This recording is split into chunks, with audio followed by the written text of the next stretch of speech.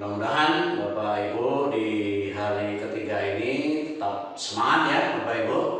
Nah, pada kali ini kita akan masuk atau lanjut materi kita berikutnya, yaitu adalah instrumen penelitian tindakan kelas Bapak Ibu. Nah, Bapak Ibu sekalian, apa dan bagaimana cara kita menyusun sebuah instrumen PTK? Pada kali ini kita akan bahas sama-sama. Bapak Ibu sekalian, apa itu instrumen? Menurut Darmadi, instrumen itu adalah alat untuk mengukur informasi atau melakukan pengukuran. Di sisi lain, Ari Kunto menyatakan bahwasanya instrumen penelitian adalah alat atau fasilitas yang digunakan oleh peneliti dalam mengumpulkan data agar pekerjaannya lebih mudah dan hasilnya lebih baik. Dalam arti lebih cermat, lengkap, dan sistematis sehingga lebih mudah diolah. Lanjut Bapak Ibu, kita akan masuk ke slide berikutnya, yaitu menentukan variabel.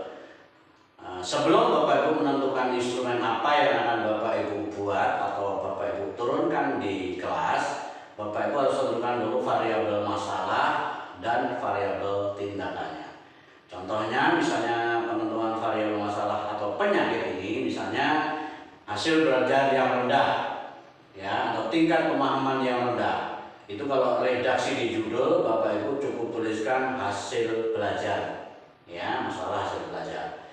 Kemudian masalah minat, motivasi yang rendah, gairah belajar yang rendah, ataupun perhatian siswa yang rendah, itu berarti seputar minat.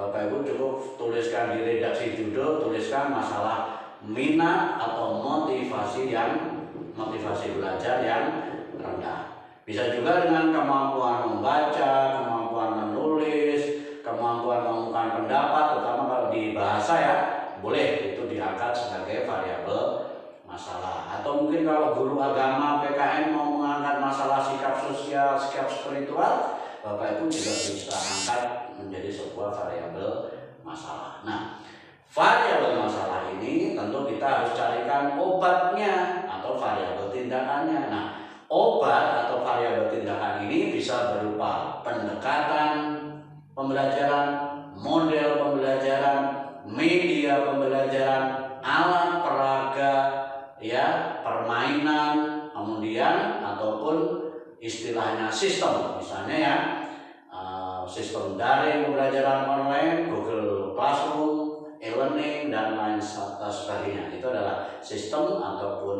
obat yang bisa kita tawarkan terhadap penyakit atau masalah yang kita hadapi. Sebagai contoh, Bapak Ibu, suatu judul meningkatkan hasil belajar melalui model pembelajaran mix pada mata pelajaran SKI kelas 8B MTS Al-Baqiyatus Sholihat Santong tahun pelajaran 2020-2021. Dari judul kita bisa melihat variabel masalahnya hasil belajar dan variabel tindakannya model pembelajaran mix. Nah, dari sinilah kita harus merancang dan membuat sesuatu instrumen yang diperlukan, baik dari variabel masalahnya maupun dari variabel tindakannya. Nah, Bapak Ibu sekalian, untuk variabel tindakan atau obat yang berupa model, strategi, atau metode, nah, ini ada buku-buku bagus yang mungkin Bapak Ibu bisa pakai sebagai referensi ya. Ini sudah saya siapkan di link bahan ajar yang ada di LMS ini. Nanti Bapak Ibu bisa download. Nah, sekarang Bapak Ibu sekalian, bagaimana langkah-langkah kita di dalam menyusun sebuah instrumen? Yang pertama, Bapak Ibu harus analisis variabel penelitian. Nah, tadi kita sudah lakukan itu ya Bapak Ibu. Kemudian menentukan jenis instrumen. Berdasarkan apa Bapak Ibu? Menetapkan jenis instrumen. Berdasarkan apa Bapak Ibu? Berdasarkan variabel masalah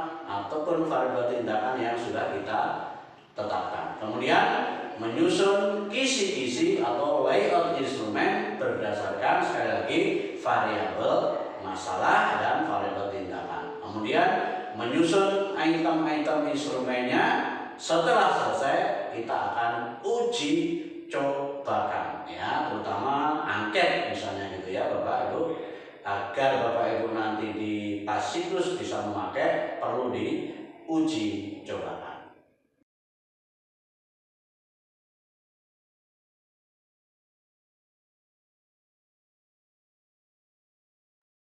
Baik, Bapak Ibu sekalian, kita lanjut yaitu jenis-jenis instrumen PTK. Apa saja? Yang pertama adalah observasi atau pengamatan. Nah, instrumen observasi atau lembar pengamatan ini Bapak Ibu pakai misalnya untuk mengamati aktivitas atau sikap siswa. Ya. Kemudian adalah wawancara. Ini sebagai triangulasi pelengkap kalau Bapak Ibu menurunkan instrumen baik variabel hasil belajar dan lain sebagainya. Ini sebagai triangulasi Bapak Ibu pakai wawancara ini juga. Kemudian angket atau kuesioner. Ini biasanya untuk mengukur ataupun melihat minat motivasi dari siswa. Kemudian tes yaitu untuk mengukur hasil belajar siswa. Kemudian ada asesmen dan pekerjaan siswa dalam bentuk LKS ya Bapak Ibu. Maka ini wajib ya. Jadi setiap Bapak Ibu turun atau siklus, Bapak Ibu harus menyiapkan LKS.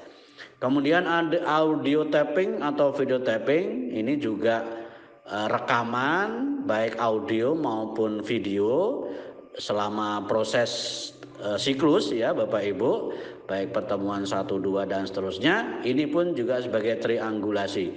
Triangulasi itu artinya untuk mengecek ya, ada data primer, data sekunder dan data yang lain itu kita cek ya, itulah sebagai triangulasi. Kemudian yang terakhir adalah dokumentasi, bukti fisik dari seluruh kegiatan selama siklus ya, baik pertemuan 1 maupun pertemuan 2-nya ya. Nah, inilah jenis-jenis instrumen yang Bapak Ibu bisa pakai di dalam PTK. Baik, Bapak Ibu sekalian, agar instrumen yang kita buat itu valid, mudah, praktis dan akurat, ada beberapa hal yang harus Bapak Ibu perhatikan di dalam menyusun sebuah instrumen. Jadi yang pertama, Bapak Ibu tentukan masalah dan variabelnya dulu. Kemudian Bapak Ibu harus tentukan sumber data, jenis yang diharapkan, kemudian mudah dipakai dan kemudahan di dalam menggunakan instrumen itu sendiri ya. Jadi jangan sampai kita membuat instrumen tapi susah digunakan dan sulit juga untuk diolah datanya. Itu yang kita tidak harapkan. Makanya tolong di dalam membuatkan instrumen Bapak Ibu perhatikan hal-hal yang seperti ini dulu. Oke? Ya, jadi endingnya Bapak Ibu sekalian, nanti pada saat siklus atau pada saat pelaksanaan PTK-nya di kelas, Bapak Ibu sekalian, instrumen yang harus Bapak Ibu siapkan yang pertama adalah RPP atau Rencana Pelaksanaan Pembelajaran Bapak Ibu. Pastikan di dalam RPP Bapak Ibu ada sintak, ada langkah, model sesuai yang Bapak Ibu pilih. Kemudian siapkan juga lembar tes. Seandainya Bapak Ibu membuat variabel masalahnya ada hasil belajar. Ya, di dalam membuat tes tentu Bapak Ibu harus membuat kisi-kisi terlebih dahulu sesuai dengan KD Bapak Ibu. Kemudian Bapak Ibu siapkan juga pedoman wawancaranya. Ya, pedoman wawancara. Kemudian pedoman observasi, baik observasi untuk gurunya sebagai keterlaksanaan model yang Bapak Ibu pilih ataupun pedoman observasi siswanya, keaktifan siswanya. Kemudian juga siapkan juga pedoman atau catatan anekdotal perilaku siswa selama siklus ya. Kemudian pedoman angket ataupun kuesioner ya, agar nanti si observer atau kolaborator itu bisa mudah mengisikan angket. Kemudian yang terakhir Bapak Ibu siapkan juga pedoman pengkajian data dokumen ya, misalnya hasil ulangan, raport dan lain sebagainya ya, Bapak Ibu siapkan juga. Nah, sehingga instrumennya lengkap, pada saat siklus Bapak Ibu sudah tinggal memakai saja. Oke, tetap semangat ya Bapak Ibu. Bapak Ibu, untuk lebih detailnya atau untuk lebih memudahkan Bapak Ibu kerja, nanti Bapak Ibu bisa lihat contoh-contoh instrumen yang sudah saya siapkan di bahan ajar yang ada di LMS ini ya. Selamat bekerja, kita ketemu